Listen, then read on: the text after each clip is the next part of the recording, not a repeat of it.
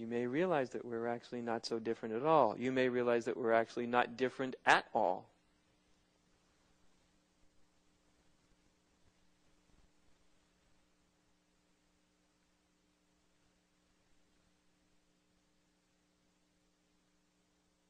That we're ultimately just spirit masquerading as in lots of different costumes.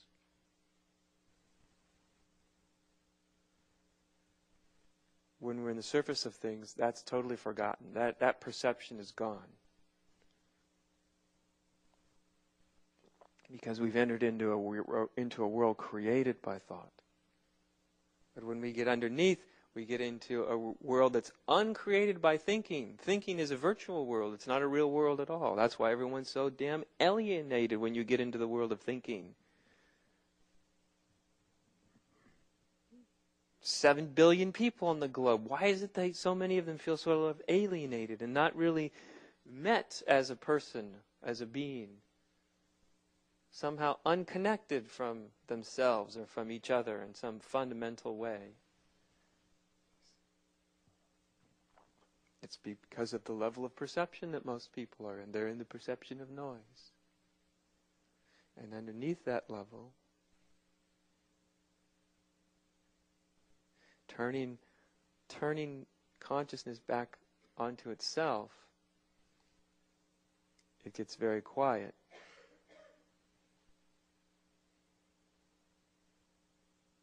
Until the only thing there is perception itself. That's all there is. Sometimes people will call it consciousness. All there is consciousness.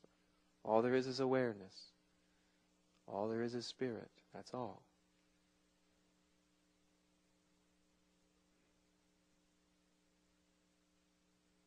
Appearing is everything else.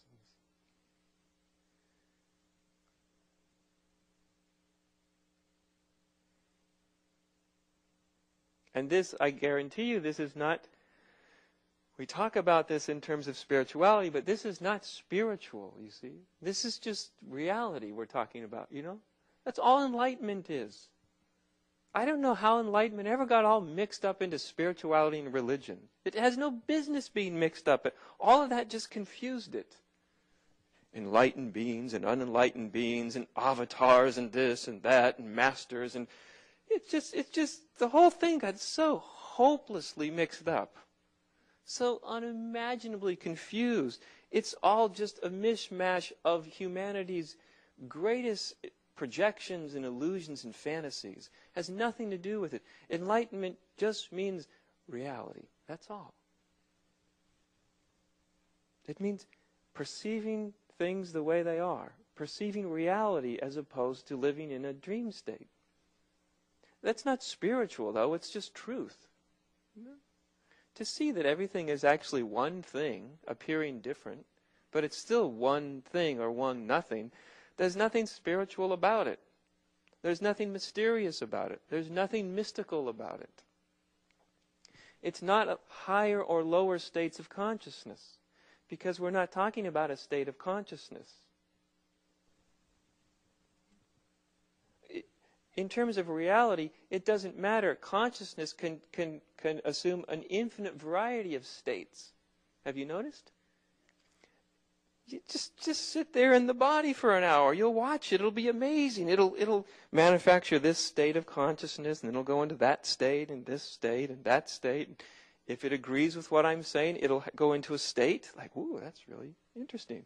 If it disagrees, it'll go into another state. He's really full of it. I don't know what he's talking about. It'll manufacture that state. Do you see what I mean? The state of consciousness is totally unimportant. Even high states of consciousness, spiritual states of consciousness, all of that is a diversion. It's all an evasion. Yes, if you're in this for states of consciousness, go at it. Have a great time. You can create so many whacked out states of consciousness. You'll never get to the end of them. It's infinite. And if that's your thing, have at it. I'll see you later, you know. I don't know how much later, but we'll meet up in some way or another. You know. It's nothing more than thinking you're going to solve all your problems by winning the lottery or meeting the next hot-looking guy or girl or, buying the biggest house on the block or hey, having the biggest mystical experience on the block. None of it's going to lead to ultimate happiness, right? Because they all go. They come, they go, they decay. They're fun for a while, and then they wash away. And nobody really notices.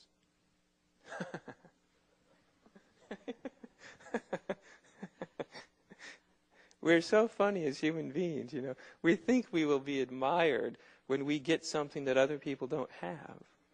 When I have more money, when people love me more, when I'm noticed more, approved of more. Yeah, but when you are one of those more, people just, they aren't looking at you going, I'm so happy for you.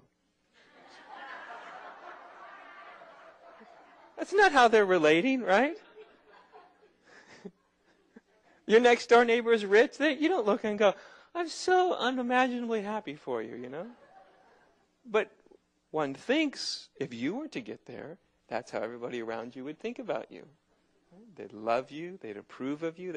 But the thing is, they don't actually care. They only care in the way of, how do I get your $1 million? How does it go from you to me? How do I get your mystical experience? How do I get what you have? You see, that's all they're interested in. They're not admiring you. They're not even particularly happy for you. Any more than you're happy for them. Right?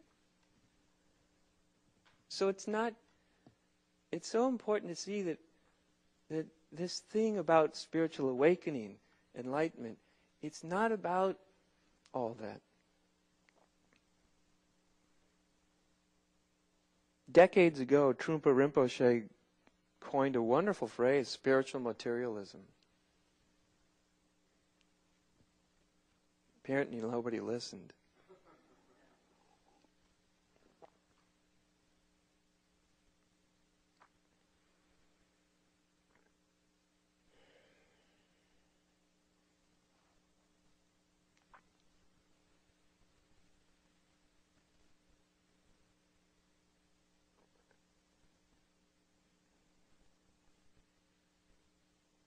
You see, because everything I just talked about, whether it's in the material realm or the spiritual realm, keeps the mind in anticipation, in grasping, in wanting, in desire, in trying to arrive.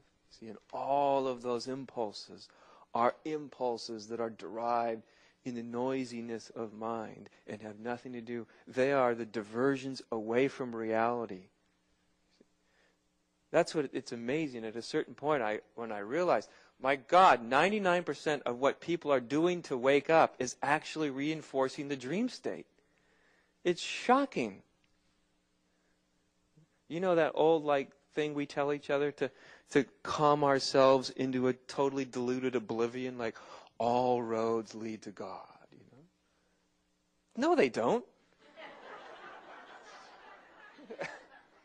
All paths lead to the top of the mountain. No, most paths lead nowhere near the top of the mountain. The good ones are, even the halfway decent ones, are only circling the bottom of the mountain. All the rest are usually going in the opposite direction as quickly as possible. Yes, you want to get really fancy. They'll go all the way around the globe and then they'll eventually wind up at the mountain. So, if you want to do that kind of silly thing. But it's not actually true.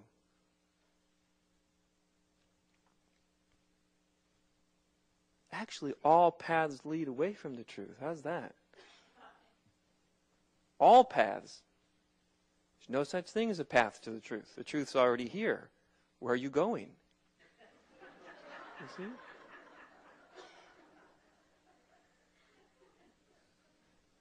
Imagine my shoe said, I'm going to go find myself. Oh, wise shoe guru. Where do I have to walk to arrive at myself? Where do I go to find what is the path that will lead me to becoming what I am? What are you going to say to it? Should I go on that path, on that path? Should I walk that way, that way, that way? Should I hop up and down? What should I do? Could you imagine if your shoes start asking you such a ridiculous question? Well, why the hell did he ask me?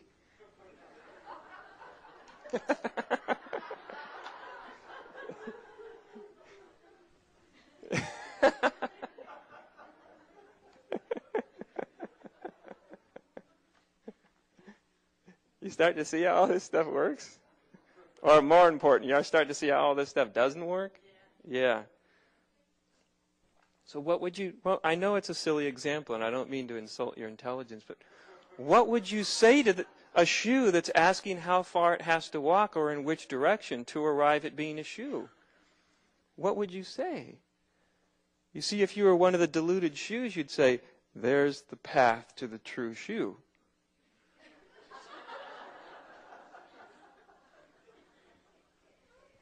Right? And you'd probably find lots of people gather on the paths. And the more shoes that are walking in the same direction, the more certain they are that they're actually going in the right direction. Right? Safety in numbers sort of thing.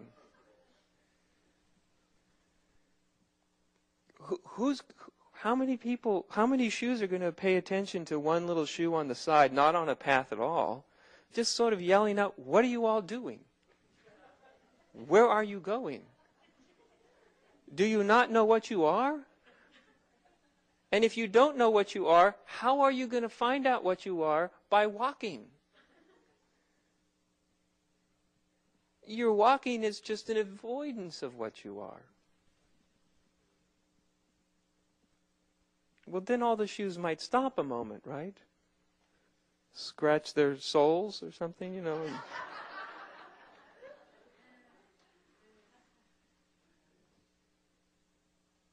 Ask the next obvious question. Now what do we do? Now that we've stopped and gathered at the side of the path for a moment, what do we do? What are you going to say? You put yourself in the position of the enlightened shoe.